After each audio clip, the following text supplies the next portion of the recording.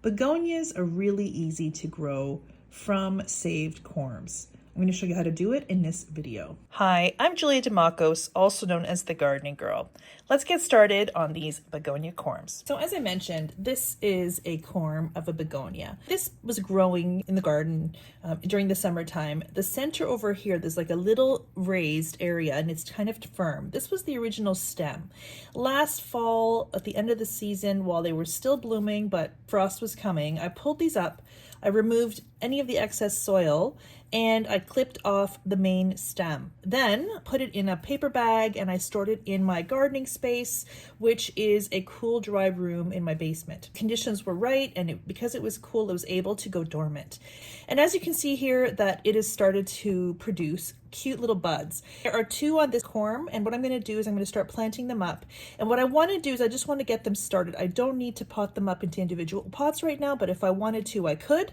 So instead, I'm going to plant them in a seed tray. I have a seed tray like this, and you can use any kind of seed tray. This is just a flat seed tray. You can use produce box if you had it. Anywhere where you can just put some soil in here and then put them down into it. I have my seed starting mix here, and I'm going to put a link up on the video showing you how I mix it together. Basically, it's a mix of ProMix BX, which is a grower's medium, peat moss, and perlite, and mycorrhizal bacteria. So that's the base, and then to this mix I add vermiculite to help improve some moisture retention, and I also mix in worm castings. I'm going to take my little seed tray and I'm going to fill it with soil like this. And I'm going to fill it up until about this point here. Just smooth it out. I like to actually use this little scooper to help me. So it doesn't need a ton of soil because they're not going to be staying in here permanently. They're just going to be in here for now until they produce some roots and some growth, and then I can pot them up into individual pots from here. But they'll probably be in this tray for about 4 weeks or so. So here it is, it's ready. What I'm going to do next is to take my corm. So there's my corm, and I want to plant it just until the top of this rounded area. I'm going to leave the little buds exposed to the outside. So all you do is just take it and nestle it into the soil like this. And I'm just going to put some of the soil around it. Really does not need to be buried too deeply, and that's it. Here's another, and it's got some excess little bits of soil, which I'm removing. And so you can see here it's got a bigger stem. So when you're saving your begonias, you can do the same thing. You can, leave a little bit excess. You could hold on to it, which makes it easy. Now I'm going to make a little well. I'm just going to push it into the soil gently and then firm it in gently around.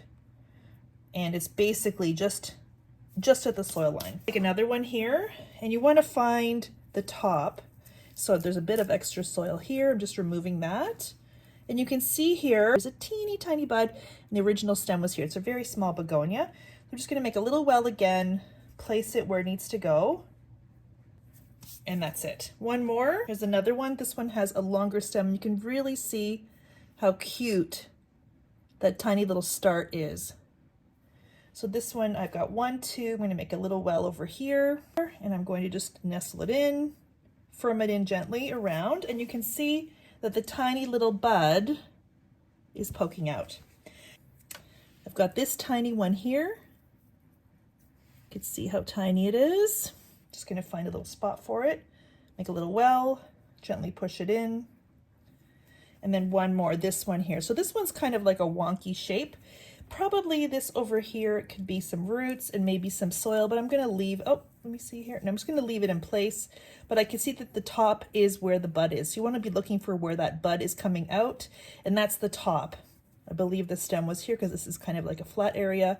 So I'm going to just make a little bit of a bigger hole because I want this to be at the soil line, right? So then I'm just going to gently push it in because I just need it to be in a little bit.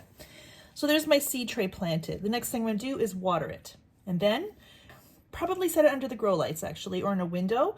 and leave it to grow. And then in about 4 weeks or so, I will have some growth and I'll be able to pot them up into individual pots. Stay tuned for part 2 where I show you what to do next. When we take these out together, I'll show you exactly how I take them out of this tray. I'll show you their development and I'll show you how to pot them up into individual pots. But for now, this is going to stay as is and it's ready for the summer. So these are tuberous begonias. These are similar to the ones that I have videos on how to extend the life of your tuberous begonias flowers. I'm going to put the link at the top as well. And basically it's the same plant. So this is from the beginning of its life cycle and we'll follow it through into the summer. If you found this video helpful, please be sure to save this post and follow along for more gardening tips. Happy gardening, everyone. Talk to you soon.